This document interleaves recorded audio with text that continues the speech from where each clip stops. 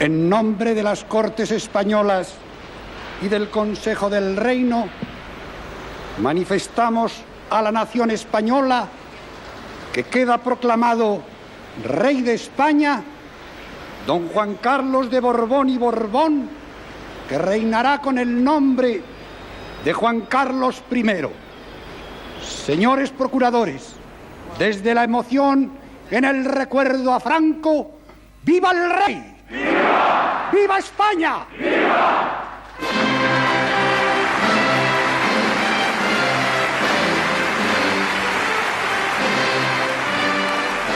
Con la proclamación de Juan Carlos de Borbón como rey, el 22 de noviembre de 1975, se pone en marcha una nueva etapa en la historia de España, tan cargada de esperanza como de incertidumbre. El rey es muy consciente de que sus primeras palabras expliquen cuál va a ser el objetivo esencial de todo su reinado. El mensaje más importante, aparte de hablar en nuestro, era transmitirle al pueblo español, sobre todo pensando en una transición en que yo quería ser el rey de todos los españoles. Y esto no era fácil en ese momento. La institución que personifico integra a todos los españoles. El rey quiere serlo de todos a un tiempo y de cada uno en su cultura, en su historia y en su tradición. Si todos permanecemos unidos, habremos ganado el futuro. ¡Viva España! ¡Viva!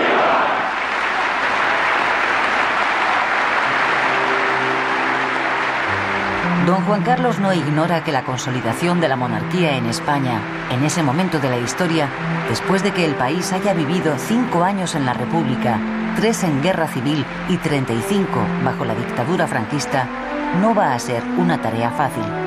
Se enfrenta además a una dificultad añadida. Don Juan Carlos de Borbón cuenta con escasísimos apoyos dentro del país. La izquierda acoge al nuevo rey, al que han apodado Juan Carlos el Breve, con abierta hostilidad.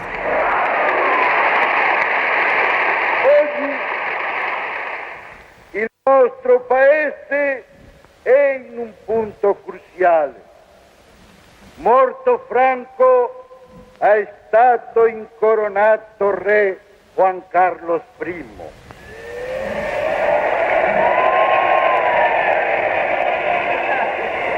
Nessun democratico dovrebbe stupirsi se gli spagnoli non accolgono con gioia un re imposto per grazia di Franco.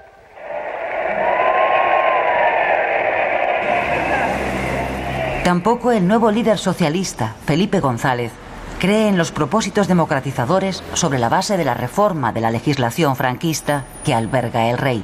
Me parece difícil porque las instituciones actuales tienen una difícil transformación como no sea sobre la base de un cambio radical, lo cual no quiere decir de ninguna manera de un cambio violento. ¡España! ¡Una! ¡España! ¡Grande! ¡España! ¡Libre! ¡Caídos por Dios y por España! ¡Presente! ¡José Antonio Primo de Rivera! ¡Presente! ¡Francisco Franco! ¡Presente! ¡Viva España! ¡Arriba! El franquismo más inmovilista, agrupado en torno a la Confederación Nacional de Excombatientes, se opone férreamente a cualquier cambio que suponga renunciar al espíritu del 18 de julio de 1936.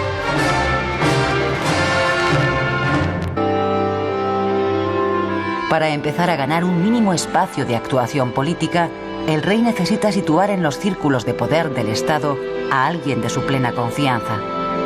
Ese hombre es Torcuato Fernández Miranda. Juro servir a España al rey. Después de gran esfuerzo, el rey logra que sea nombrado presidente de las Cortes y del Consejo del Reino. A cambio, el rey deberá conformarse con seguir manteniendo en la presidencia del gobierno a Carlos Arias Navarro, el hombre nombrado por Franco para sustituir a Carrero Blanco. Don Juan Carlos de Borbón interviene muy directamente en la composición del nuevo gabinete, el primero de la monarquía.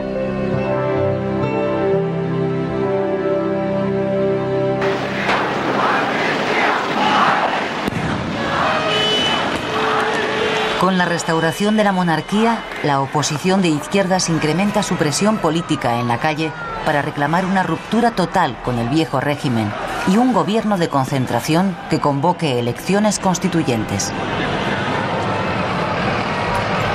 Los primeros meses de 1976 transcurren en medio de una oleada de manifestaciones y protestas en exigencia de una inmediata amnistía. 5 trabajadores muertos por disparos de la policía es el saldo de los enfrentamientos que se producen en Vitoria el 3 de marzo de 1976, después de 3 meses de huelgas. Las consecuencias políticas de los trágicos incidentes revierten sobre el gobierno presidido por Carlos Arias, a quien se acusa de ser incapaz de canalizar las aspiraciones ciudadanas de democracia y de libertad. El propio rey comparte esa opinión a propósito de su presidente del gobierno. En unas declaraciones realizadas a una revista estadounidense, don Juan Carlos describe a Carlos Arias como un desastre sin paliativos. Para entonces el rey tiene ya en mente el nombre del futuro presidente, Adolfo Suárez, ministro secretario general del movimiento del gobierno de Arias. El 5 de julio de 1976, Adolfo Suárez acude a la Zarzuela para jurar su cargo como nuevo presidente del gobierno. El rey ha podido por fin, después de obtener la dimisión de Arias, nombrar a un presidente elegido por él. El nombramiento de Adolfo Suárez causa sorpresa general. Las críticas a la decisión del rey son casi unánimes. Tanto la clase política como los medios de comunicación consideran que Suárez carece de categoría política para emprender las reformas que el país necesita. La opinión general es que don Juan Carlos ha asumido un gran riesgo con este nombramiento. En ese momento se produce una apuesta en favor mío, y es una apuesta del rey. Y yo soy consciente de que el rey se juega, quizás con ese nombramiento mío, se juega casi el reinado. Soy plenamente consciente de ello. El gobierno de Adolfo Suárez llega a La Coruña, donde se va a celebrar un trascendental Consejo de Ministros presidido por segunda vez por el rey. En este consejo se aprueba una amplia amnistía que afecta a todos los delitos de intencionalidad política, aunque deja fuera los delitos de sangre.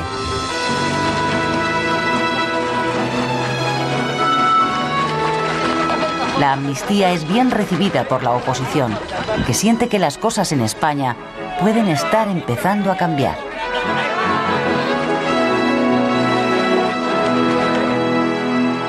Se va a proceder a la votación. Don Antonio Barroso Sánchez Guerra. El paso político más importante del gobierno de Suárez es la presentación en las Cortes para su aprobación de la Ley para la Reforma Política. Su autor principal es Torcuato Fernández Miranda. No.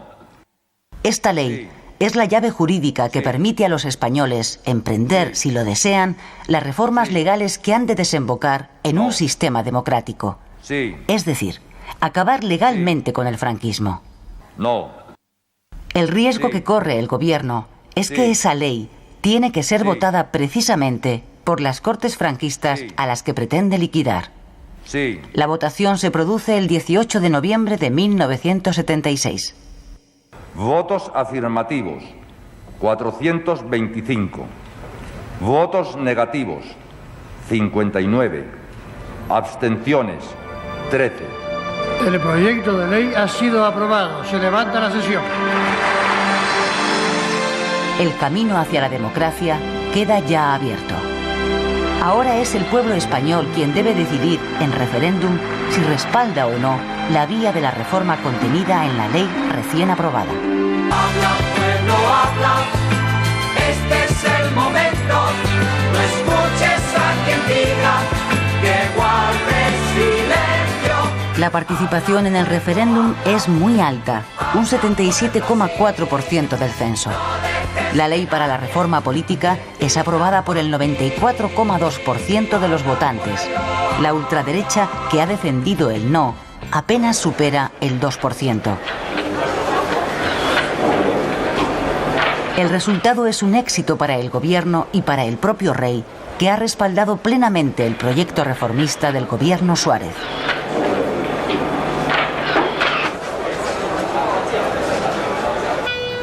Santiago Carrillo, líder del PC, que lleva casi un año viviendo clandestinamente en España, es detenido por la policía en Madrid en vísperas de Navidad.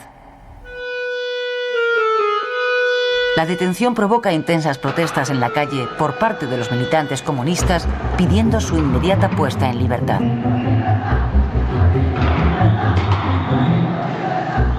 Una semana más tarde, Carrillo saldrá en libertad. El líder comunista lleva practicando desde hace meses una hábil estrategia para forzar al gobierno a legalizar al PC. El presidente de gobierno, Adolfo Suárez, es consciente de que sin el acuerdo básico de la oposición, el proceso político emprendido será inviable. Por eso inicia, después de haber ganado el referéndum, las negociaciones oficiales con la oposición democrática. Se trata de crear, de común acuerdo, las condiciones políticas exigibles para que en el mes de junio puedan celebrarse las primeras elecciones libres. La palabra consenso se pone de moda.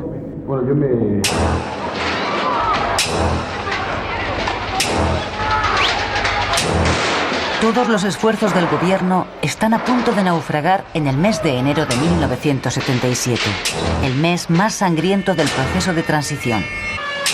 5 asesinados en una matanza llevada a cabo por terroristas de ultraderecha contra un despacho de abogados del Partido Comunista.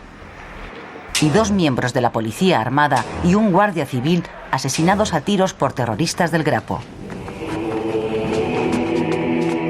Esta terrible serie de sucesos, cuyo balance es de 10 muertos, 15 heridos graves y 2 altos representantes del Estado secuestrados, se concentra en una sola semana que ha pasado a la historia de la transición como la Semana Negra. El entierro de los abogados asesinados que organiza el Partido Comunista se convierte en una demostración de disciplina, serenidad y orden. Este día, el Partido Comunista se gana ante los ojos de muchos españoles su derecho a ser legalizado. Señoras y señores, hace unos momentos, fuentes autorizadas del Ministerio de la Gobernación han confirmado que el Partido Comunista de España ha quedado legalizado e inscrito en el 9 de abril, en plena Semana Santa, el gobierno legaliza al Partido Comunista. El impacto de la noticia es enorme. La reacción de la población es de cautela. La alegría profunda de los comunistas se manifiesta discretamente en las sedes del partido, pero en los sectores más ultras y en la cúpula militar estalla una indignación no disimulada. Para mitigar la enorme tensión creada entre los mandos militares por la legalización del Partido Comunista, Santiago Carrillo acepta, a petición de Suárez, reconocer la monarquía, la unidad de España y la bandera nacional. Hemos decidido colocar hoy aquí, al lado de la bandera de nuestro partido, que sigue y seguirá siendo roja, la bandera con los colores oficiales del Estado. Superados todos los recelos, los exiliados de la guerra civil que no han podido o no han querido volver a España durante el régimen de Franco, regresan ahora a su patria, donde son recibidos como el símbolo viviente de la reconciliación entre españoles. Por su parte, el padre del rey, don Juan de Borbón, exiliado en Portugal, cede a su hijo, don Juan Carlos, los derechos dinásticos de la monarquía española. Con la cesión de los derechos, don Juan Carlos pasa a ser no solo el rey designado por Franco, sino el rey legítimo de la dinastía Borbón. Majestad, por España, todo por España. ¡Viva España! ¡Viva el rey! Las primeras elecciones democráticas se convocan para el 15 de junio de 1977. Estas son las primeras elecciones libres que se celebran en España desde febrero de 1936. Para la inmensa mayoría de los españoles, esta va a ser la primera vez que pueden votar en libertad. El país ha conseguido en poco más de año y medio salir de un régimen autoritario y sentar las bases de una democracia de hecho en la que el pueblo recupera su soberanía. Son casi 600 los partidos que concurren a las urnas. Las elecciones las gana la coalición centrista UCD, liderada por el presidente de gobierno Adolfo Suárez. Le sigue el Partido Socialista Obrero Español. A gran distancia de ambos, el Partido Comunista y Alianza Popular. Después, las formaciones nacionalistas. Los partidos extremistas no obtienen representación parlamentaria. Los españoles han votado moderación. El primer tramo de la transición política a la democracia se cierra el 22 de julio de 1977, cuando las nuevas Cortes Democráticas celebran su primera sesión solemne. En ella se sientan diputados de la izquierda y de la derecha, representantes de las dos Españas hasta entonces separadas y ahora unidas en una tarea común. La primera tarea histórica que van a emprender las Cortes Democráticas es la elaboración de una Constitución.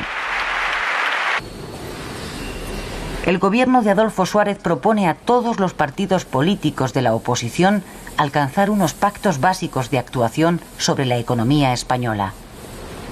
El acuerdo se logra y en octubre de 1977 se firman los Pactos de la Moncloa. El 6 de diciembre de 1978, los españoles acuden de nuevo a las urnas para refrendar la nueva Constitución. Esta es la primera Constitución de la historia de España que se aprueba con el acuerdo de todos los partidos con representación en el Parlamento. La Constitución sanciona un régimen de libertades en un sistema plenamente democrático que se constituye como una monarquía parlamentaria y se define como Estado de las Autonomías.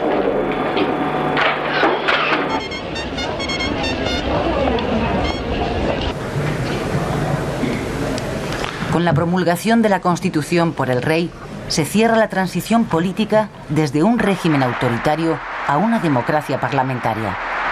Han sido 3 años difíciles y muy intensos que los españoles han recorrido con gran esfuerzo, pero en paz.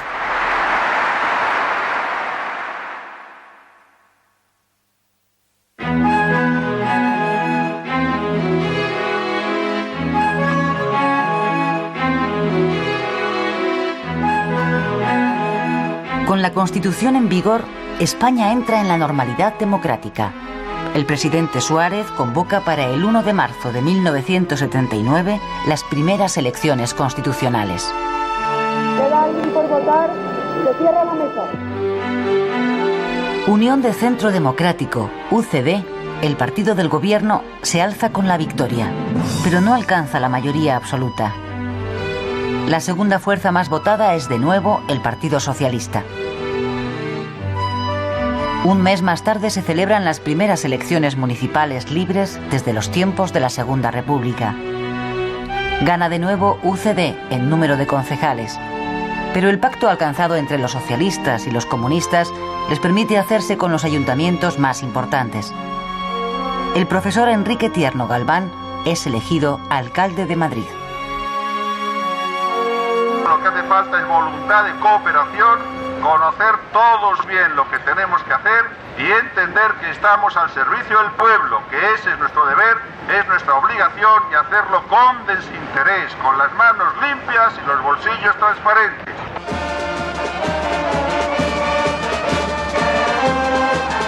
El Estado de las Autonomías, recogido en la Constitución, comienza a hacerse realidad. Pero el Estado de las Autonomías como nueva realidad política aviva los recelos de los sectores más inmovilistas del país.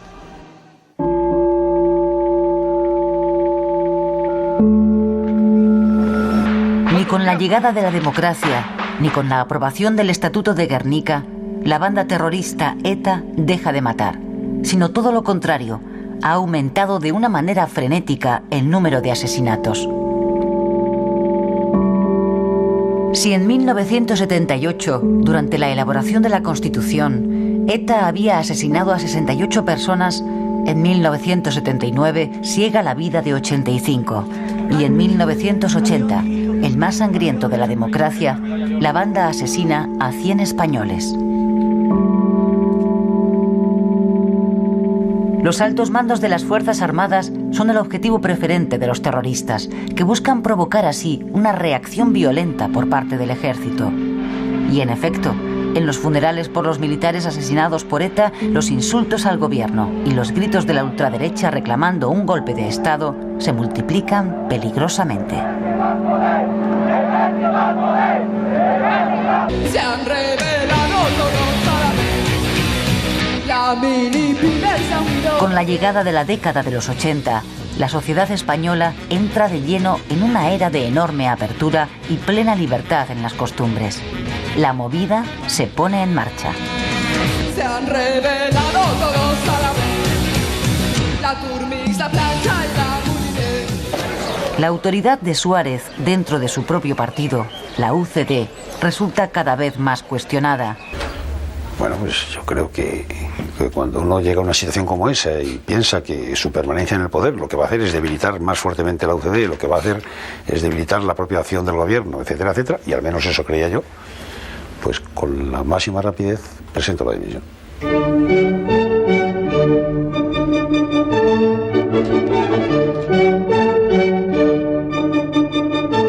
Mi marcha es más beneficiosa para España que mi permanencia en la presidencia. Y yo no quiero que el sistema democrático de convivencia sea una vez más un paréntesis en la historia de España. Buenas noches.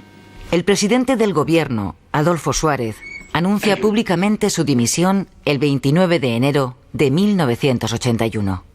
Su partido, UCD, designa a Leopoldo Calvo Sotelo candidato para suceder a Suárez al frente del Ejecutivo. Don Manuel Núñez en Cabo. Sí, algo. En estos momentos hay un disparo. Se ha oído un golpe muy fuerte en la Cámara. La Guardia Civil entra en estos momentos en el Congreso de los Diputados.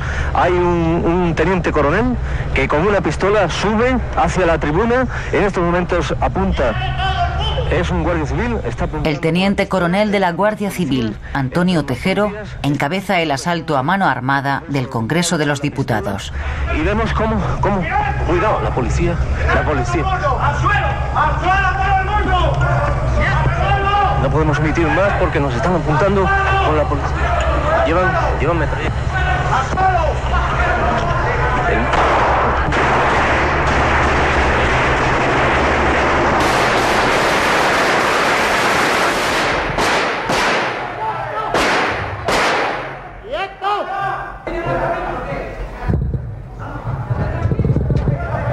Inmediatamente después, el capitán general de Valencia, Jaime Milans del Bosch, decreta el estado de sitio en toda la región militar bajo su mando y toma militarmente la ciudad.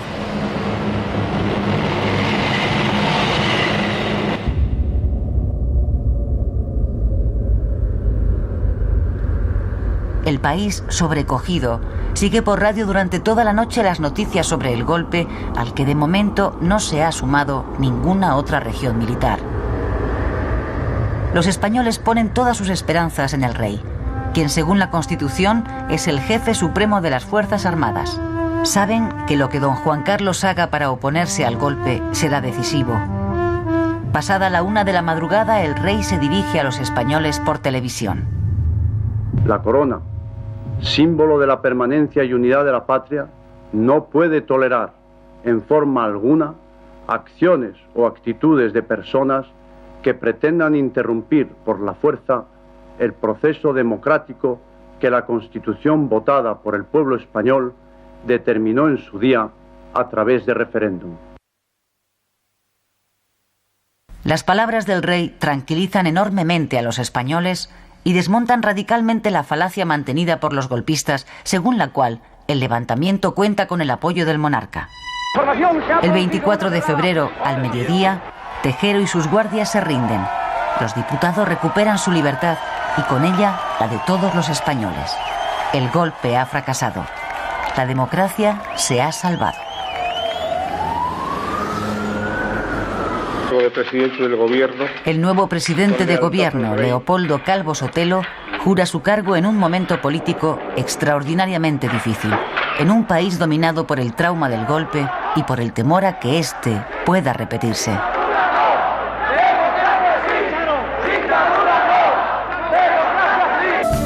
Calvo Sotelo negocia con el líder socialista Felipe González el cierre del mapa autonómico con las 17 autonomías actualmente existentes.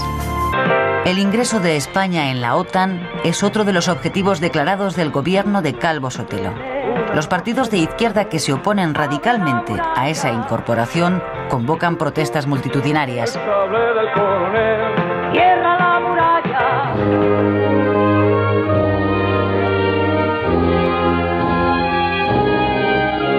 Pero el gobierno logra el respaldo del Parlamento y la incorporación de España a la OTAN es un hecho en mayo de 1982.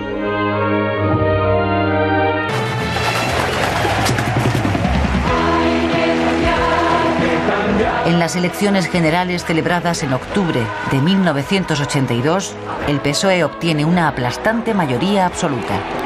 UCD, el partido que había pilotado la transición, queda prácticamente barrido del mapa político. Con lealtad al rey. 2 de diciembre de 1982. Por primera vez en 50 años, la izquierda vuelve al poder. El nuevo gobierno socialista tiene por delante 2 tareas urgentes: el asentamiento de la democracia y la estabilización y modernización económica del país.